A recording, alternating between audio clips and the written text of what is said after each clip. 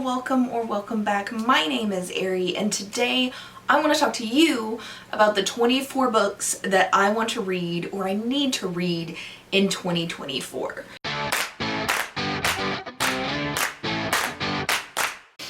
These are the 24 oldest books on my Goodreads TBR, and all of them were added in 2020.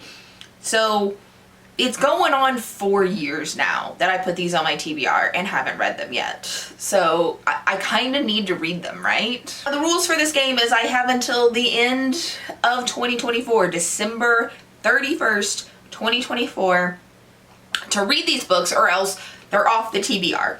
Whether that means I have a physical copy and I unhaul the physical copy, or if I just click the remove button from the Goodreads TBR.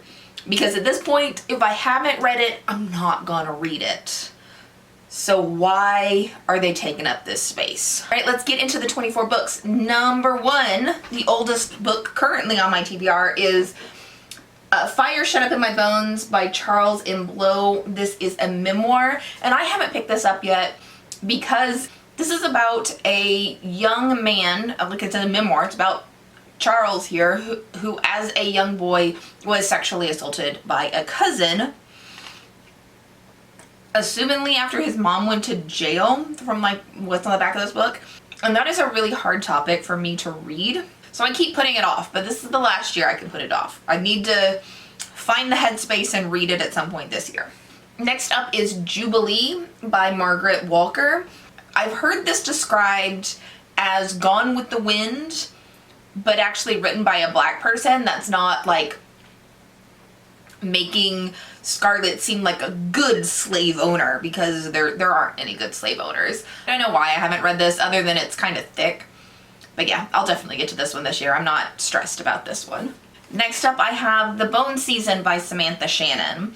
Now, a booktuber that I always felt was very, very similar to my taste in books. This is her favorite book of all time. And I put it on my TBR for that. But then I read Prior Review The Orange Tree, which is also by Samantha Shannon, and absolutely hated it. And then I don't also want to start more series. I do start more series, but I don't want to start more series. So I keep kind of putting this off because of multiple reasons, but I need to read it this year. I need to see if I actually like anything by Samantha Shannon or if I just hate the Priory series.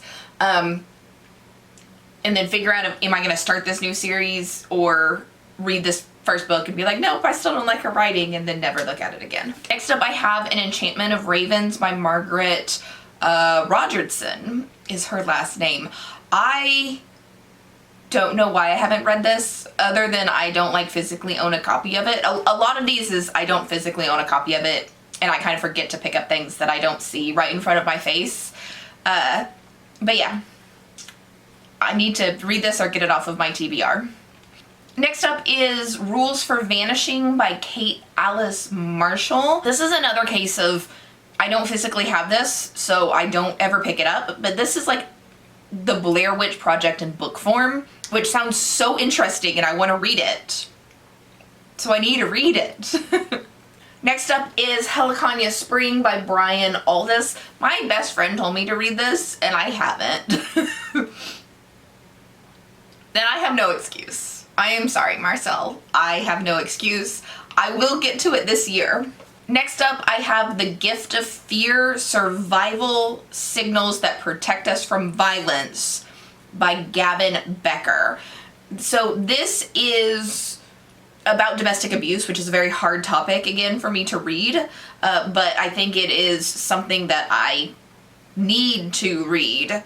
I'm a little iffy about if I'm gonna like this or not, because if I'm gonna read about domestic abuse, I want a female author and not a male author, but I don't know anything about Mr. Becker, so maybe this is something important and well told by him.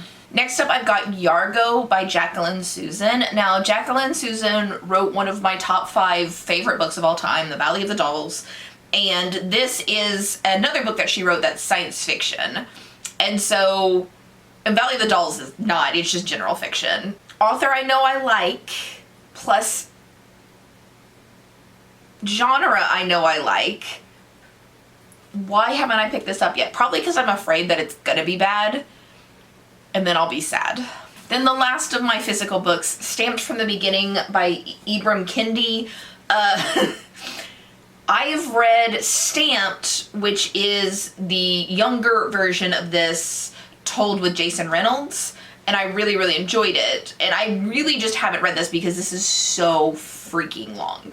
Like, that's it. It's just long, and it's nonfiction in like 500 pages. So I just need to read this in audiobook format, and I do have an audiobook of this, so yeah. I have, again, no excuse. And another book about race on here is So You Want to Talk About Race by Ijoma Olu. And I just haven't managed to pick this one up yet. I read a lot of books about race pretty much every year, and this is just one that has slightly fallen to the wayside and I haven't picked up yet, but I shouldn't have any problems reading it this year. Then the next two books are part of a short story collection that I got for free from Tor. First up is Miranda in Milan by Catherine Duckett. And then the second one is Sisters of the Vast Black by Lena Rether. It was like a 4-book short story collection that Tor gave for free, and I've read 2 of the books. One of them is like the reason I got the collection in the first place. So I just, like, it's on my Kindle. I don't ever look at it. They're both really short novellas, so they should be easy to read. I just need to, like, brain prioritize reading things that aren't directly in front of my face. Then another book on my Kindle is Queen Victoria's Book of Spells, which is an anthology of Gaslamp, or Gaslight, not Gaslight, Gaslamp.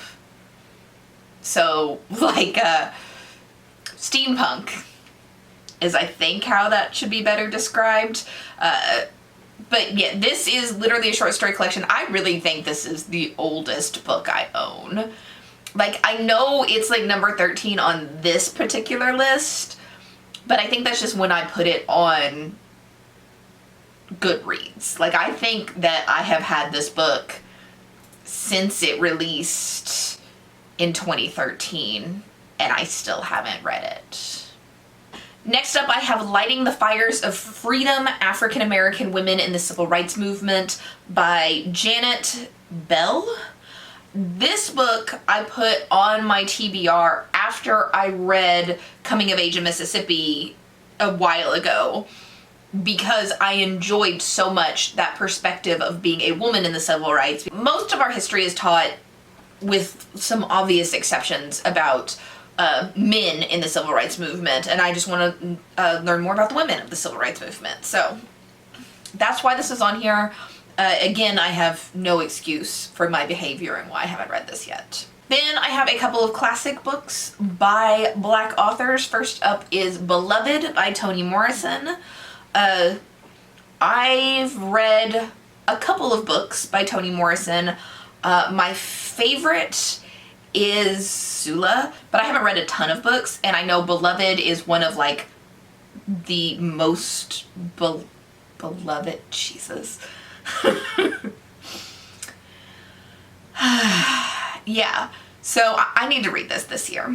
Keeping in line with really popular books by Black women, I have Kindred by Octavia Butler. I've read a comic book version of Kindred, but I need to read the actual physical full-ass book, not just a comic book. I haven't picked this up because I don't like the cover. That's it. That is my excuse. I don't like the cover of this, and so I keep putting off reading it.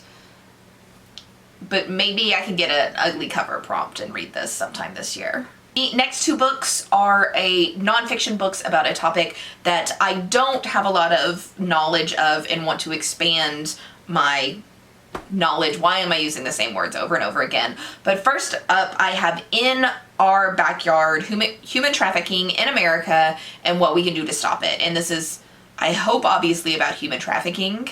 Again, hard subject. I don't get excited to read books like this, but I want the information, so it's on the list. Then I have Girls Like Us by Rachel Lloyd, this exact same topic, human trafficking, but again, hard subject, haven't read it yet. After that, I have Bad Feminist by Roxane Gay. I've read a couple of things by Roxane Gay. I just haven't prioritized this particular book. I think I got one of her books in a book box, and then I don't remember, but I don't know why I haven't prioritized this one. I just haven't. Next up, I have Paul Takes the Form of a Mortal Girl by Andrea Lawler.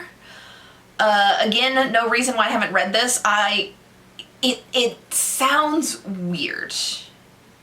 I don't entirely remember what this book's about, but I do remember that it's supposed to be weird, and I like weird. So I'm gonna read it, hopefully this year.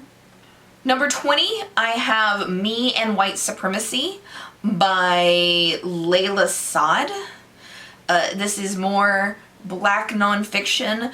It makes a whole lot of sense that I have a lot of black nonfiction on my TBR from 2020. I've read a lot of them, but not all of them. And this is just kind of what's left is what you're gonna see mostly on this list.